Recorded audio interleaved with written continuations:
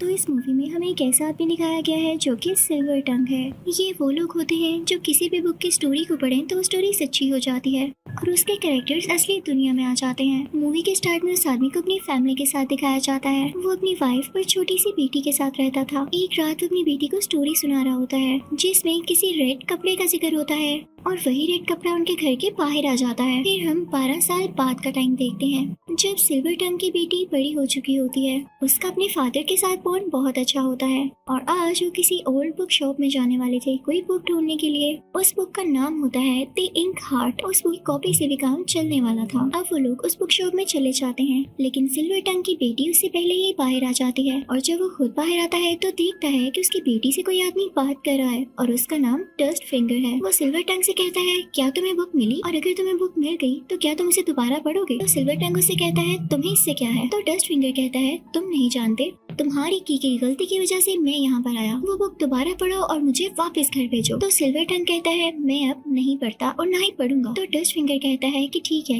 इस चीज की खबर तुमसे कैप्रिकॉर्न खुद ले लेगा। वो भी यही चाहता है कि तुम उसके लिए ये बुक पढ़ो। तो सिल्वर टंग उसे धक्का देकर कहता है कि मेरी जान छोड़ दो और वो वहाँ से अपनी बेटी को लेकर चला जाता है। उसकी बेटी उसे पूछती है फादर ये कौन था। तो सिल्वर टंग कहता है नहीं कुछ नहीं, अभी फिलहाल हम तुम्हारी दादी के पास जा रहे हैं। सिल्वर टंग यूं ही किया करता था, किसी भी जगह पर ज्यादा टाइम से ज्यादा नहीं रहता था, हमेशा शिफ्टिंग करता रहता और अब वो अपनी माँ के घर पहुँच जाता है। वो लोग वहाँ पर पहुँच चुके थे। तेज बारिश हो रही थी और तभी वहाँ पर आता है डस्ट फिंगर। कितनी हैरानी वाली बात थी, इसको कैसे पता चला कि ये लोग यहाँ पर हैं। और वो पीछा करते करते यहाँ भी आ गया। वो आकर सिल्वर टंग से कहता है मैंने तुम्हें कहा था ना कि मेरे लिए वो बुक पढ़ दो, लेकिन तुमने ऐसा नहीं किया। मैंने सब कुछ जाकर कैप्रिकॉर्न को बताया है, अब तुम पछताओगे क्योंकि उसके लोग तुम्हें पकड़ने आ चुके हैं। और इसी के साथ कैप्रिकॉर्न के कुछ लोग सिल्वर टंग और उसकी बेटी को अपने साथ ले जाते हैं। अब कैप्रिकॉर्न सिल्वर टंग और उसकी बेटी को अपने साथ ले जाता है और उसे एक बुक देता है कि इसे मेरी खातिर पढ़ो। और वो बुक होती है अली बाबा 40 चोर, जिसमें कोई आदमी बहुत सारा खजाना इकट्ठा करता है और वो वहाँ से बाहर नहीं निकल पाता। तब जैसे ही सिल्वर टंग कैप्रिकॉर्न के कहने पर वो बुक पढ़ना स्टार्ट करता है तो वहाँ पे खजाना आने लगता है। ऊपर से सोने के सिक्के और बहुत ज्यादा महंगी और कीमती चीजें गिरने लगती हैं और उसके साथ वो कैरेक्टर भी जो कि खजाना इकट्ठा कर रहा था। कैप्रिकॉर्न जैसे ये देखता है तो उसकी जगह अपना एक आदमी वहाँ पर भेज देता है। तो सिल्वर टंग उससे कहता है कि ये आदमी अब अंदर चला गया है। तो कैप्रिकॉर्न कहता है कि हाँ मुझे भी अंदर नहीं जाना, मैं यहीं पर खुश हूँ और इसी खजाने को यूज करके अपनी जिंदगी यहाँ जीऊंगा। और मैं तुम्हें एक मजे की बात बताऊँ, मुझे अभी तक इंक हार्ट के जितने भी कॉपीज मिली मैंने उन्हें जला दिया क्योंकि वाकई मैं बुक में वापस नहीं जाना चाहता और इस बुक की कॉपी कभी मैं जला दूंगा। तो पास ही डस्ट फिंगर भी खड़ा होता है और वो कैप्रिकॉर्न से कहता है कि मैंने तुमसे मदद मांगी थी, तुम नहीं जाना चाहते लेकिन मैं तो वापस जाना चाहता हूँ ना, मुझे वापस भेजो। तो कैप्रिकॉर्न कहता है कि हर किस नहीं, मुझे इससे कोई फर्क नहीं पड़ता कि तुम्हें वापस जाना है या नहीं, लेकिन इतना जरूर पता है कि अगर मैं वापस गया तो मैं दोबारा से स्लेव बन जाऊंगा। इसी के साथ वो बुक को भी आग में फेंक कर जला देता है। इसके बाद कैप्रिकॉर्न सिल्वर टंग और उसकी बेटी को कहीं पर ले जाकर बंद कर देता है। अब डस्ट फिंगर जाता है किचन में जहाँ पर एक लेडी काम कर रही होती है। वो लेडी बोल नहीं सकती थी, उसको भी कैप्रिकॉर्न ने अपने पास स्लेव बना कर रखा हुआ था। वो भी यहाँ से कई बार भाग चुकी थी लेकिन उसे दोबारा से पकड़ लिया जाता।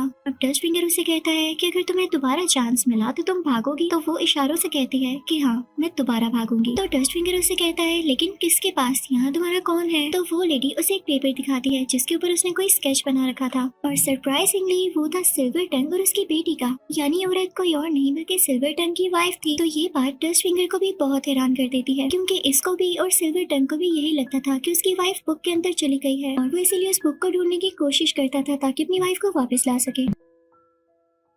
फिर हम सिल्वर टंग को देखते हैं जो कि अपनी मदर और अपनी बेटी के साथ एक जगह पर कैद होता है। उनके साथ वो फिक्शनल कैरेक्टर भी होता है जो कि बुक से अभी अभी बाहर आया था। अब वहाँ सिल्वर टंग बातें करने लगा। वहाँ सिल्वर टंग कहता है कि काश मेरे पास इंक हार्ट बुक आ जाए और मैं अभी के अभी कैप्रिकॉर्न को उस बुक में वापस भेज दूँ। मैंने बहुत कोशिश की है अपनी वाइफ को वापस लाने की भी, लेकिन वो मुझे मिलती ही नहीं और हमेशा मैं नाकाम हो जाता हूँ। अब सिल्वर टंग को क्या पता था कि उसकी वाइफ तो यहीं पर है। तभी दूसरी तरफ डस्ट फिंगर को एक आइडिया आता है। उसे तो पता चल चुका था कि सिल्वर टंग की वाइफ यहीं पर है, लेकिन वो ये बात सिल्वर टंग को नहीं बताना चाहता था। वो सीधा सिल्वर टंग के पास जाता है और उससे कहता है कि क्या हम इस बुक की कॉपी मिलकर नहीं ढूंढ सकते। कैप्रिकॉर्न ने तो मेरी मदद की ही नहीं, तुम भी अपनी वाइफ को उस बुक से वापस लाना चाहते हो और मैं बुक के अंदर जाना चाहता हूँ, यानी हम दोनों को बुक ढूंढनी है तो क्यों ना मिलकर ढूंढे। तब सिल्वर टंग कहता है लेकिन ये पॉसिबल कैसे होगा, हम तो यहाँ पर कैद हैं, हमें यहाँ से निकालेगा कौन। तो डस्ट फिंगर कहता है कि इसकी टेंशन तुम ना लो, मेरे पास एक बुक है। वो उसे उसका एक पेज पढ़ने को कहता है जिसमें किसी स्टॉर्म का जिक्र होता है। सिल्वर टंग वो बुक पढ़ने लगता है। तभी वहाँ पर एक बहुत बड़ा स्टॉर्म आता है, जिसकी वजह से वो लोग यहाँ से बच निकलते हैं और चल पड़ते हैं वो बुक ढूंढने के लिए। अब ये सब यहाँ से निकल तो चुके होते हैं, लेकिन सिल्वर टंग की वाइफ अभी भी वहाँ पर होती है, जो कि डस्ट फिंगर से मदद के लिए कहती है। लेकिन डस्ट फिंगर उसे नहीं बचाता और ना ही सिल्वर टंग को बताता है, वरना अगर सिल्वर टंग को पता चल जाता कि उसकी वाइफ तो यहीं पर है तो वो बुक क्यों ढूंढता, और अगर वो बुक ना ढूंढता तो डस्ट फिंगर भी यहीं का यहीं रह जाता। इसलिए वो उसकी कोई मदद नहीं करता और वो लोग आगे चल पड़ते हैं। अब उन लोगों ने इस बुक यानी इंक हार्ट के राइटर को ढूंढ लिया था। वहाँ पर वो उस राइटर के जरिए एक और बुक ले लेते हैं। बुक लेने के बाद डस्ट फिंगर बहुत खुश होता है और सिल्वर टंग से कहता है जल्दी से मुझे इस बुक में वापस भेज दो ताकि मैं अपनी फैमिली के पास जा सकूं। तो सिल्वर टंग कहता है कि नहीं, पहले मैं अपनी वाइफ को बाहर बुलाऊंगा, उसके बाद तुम्हें भेजूंगा। तो जब डस्ट फिंगर ये सोचता है कि तो अपनी वाइफ को बाहर बुला ही नहीं सकेगा और मुझे यूं ही इतना वेट करना पड़ेगा, तो वो उसे सब कुछ सच बता देता है कि मैंने तुमसे ये बात छुपाई और उसे वो बुक छीन के जाने लगता है। तो सिल्वर टंग कहता है कि तुम्हारा दिमाग तो ठीक था, तुमने मुझे पहले क्यों नहीं बताया कि मेरी वाइफ यहीं पर है, मुझे उसकी लोकेशन बताओ। तो डस्ट फिंगर कहता है कि जहाँ से हम आ रहे हैं वो वहीं पर कैद है। अब उन दोनों में बहस और लड़ाई होने लगती है। तो डस्ट फिंगर कहता है कि नहीं मारो मुझे, जैसे तुम्हें अपनी फैमिली प्यारी है मुझे भी तो इसी तरह अपनी फैमिली से प्यार है, क्या मेरा हक नहीं बनता कि मैं भी अपनी फैमिली के पास जाऊँ? तुमने मेरे लिए बुक ढूंढी, शुक्रिया। सिल्वर टंग कहता है कि शुक्रिया मत कहो मुझे, बल्कि मेरे साथ चलो मेरी बीवी को आजाद करवाने के लिए। और अब सिल्वर टंग अपनी बेटी को उसी राइटर के घर पे छोड़ता है और डस्ट फिंगर को अपने साथ लेके उधर चल पड़ता है जहाँ पर उसकी बीवी कैद होती है, यानी कैप्रिकॉर्न के पास। अब वो लड़की यानी सिल्वर टंग की बेटी बैठकर एक बुक पढ़ी होती है जिसमें किसी डॉग यानी पपी का जिक्र होता है। उसके सामने वही डॉग आ जाता है, यानी सिल्वर टंग की बेटी के पास भी वही एबिलिटीज थी, वो खुद भी एक सिल्वर टंग थी। तभी अंदर राइटर आता है जो कि कैप्रिकॉर्न के साथ ही मिला हुआ था और उसके साथ कैप्रिकॉर्न के कुछ लोग भी थे। डॉग को देख के उनको भी पता चल जाता है कि ये बच्ची सिल्वर टंग है। वो उसे पकड़कर अपने साथ कैप्रिकॉर्न के पास ले जाते हैं। वो लोग उसके साथ राइटर को भी ले जाते हैं कि तुमने इनको बुक क्यों दी, और फिर इनको 20 मिनट में ले जाकर कैद कर देते हैं। जिस जगह इस बच्ची को कैद करते हैं उसके साथ वाले रूम में ही डस्ट फिंगर भी होता है। वहाँ से डस्ट फिंगर भाग कर सिल्वर टंग के पास जाता है और उसे बताता है कि तुम्हारी बेटी भी यहाँ पर आ चुकी है, उसे कैद कर लिया गया है और उसी ने मुझे बताया है कि कैप्रिकॉर्न के पास अभी भी इंक हार्ट की कॉपी है और उसमें से वो एक कैरेक्टर को बाहर लाना चाहता है जो कि बहुत ही ज्यादा पावरफुल है और उसके पास ब्लैक पावर्स हैं। उसका नाम है शैडो। हमें कैप्रिकॉर्न को ऐसा करने से रोकना होगा। डस्ट फिंगर सिल्वर टंग को ये भी बताता है कि कैप्रिकॉर्न तुम्हारी बेटी से आज वो बुक पढ़वाने वाला है ताकि वो शैडो को यहाँ पर बुला सके। तो सिल्वर टंग को बहुत बुरा लगता है, वो काफी परेशान हो जाता है।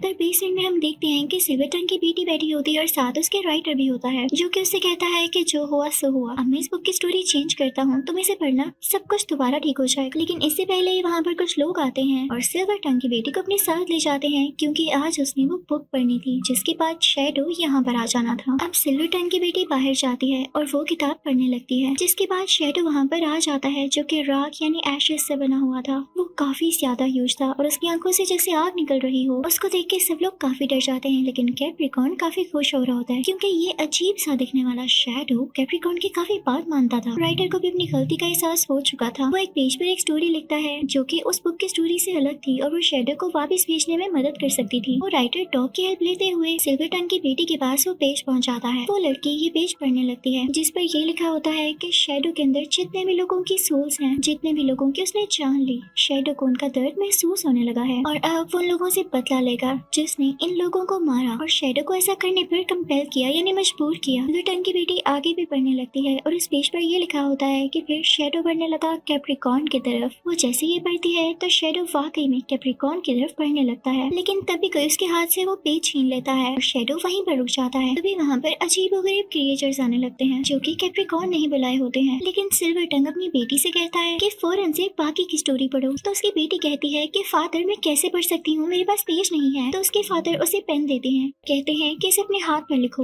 और फिर वहाँ से पढ़ लेना। वो लड़की ऐसा ही करती है और लिखती है कि शैडो जब कैप्रिकॉर्न की तरफ बढ़ता है तो कैप्रिकॉर्न झड़ने लगता है। शैडो की तरह वो भी राख में बदल जाता है। जैसे ही वो ये स्टोरी पढ़ती है तो वाकई में कैप्रिकॉर्न राख में बदलने लगता है और झड़ने लगता है। फिर वो लड़की ये भी पढ़ती है कि शैडो भी वापस चला गया और उसका भी खात्मा हो गया और बिल्कुल एग्जैक्ट ऐसे ही होता है। वो लड़की इन पे ये कहती है कि इस बुक के जो कैरेक्टर्स इस दुनिया में आए वो सारे वापस चले गए और ऐसा ही होता है। लेकिन डस्ट फिंगर बेचारा बहुत अनलकी निकला। वो उस वक्त वहाँ पर नहीं था, थोड़ा दूर था, तो वो बुक में वापस नहीं जा पाता। वो बाद में काफी परेशान होता है कि ये लोग अब मुझे कभी भी नहीं भेजने वाले क्योंकि सिल्वर टंग को उसकी वाइफ मिल चुकी है, वो क्यों मेरे खातिर बुक पढ़ेगा। लेकिन उसका ये मानना गलत था। सिल्वर टंग उसके लिए वो बुक पढ़ देता है। डस्ट फिंगर काफी खुश होता है और अपनी दुनिया में वापस चला जाता है। इसी के साथ इस मूवी की हैप्पी एंडिंग होती है।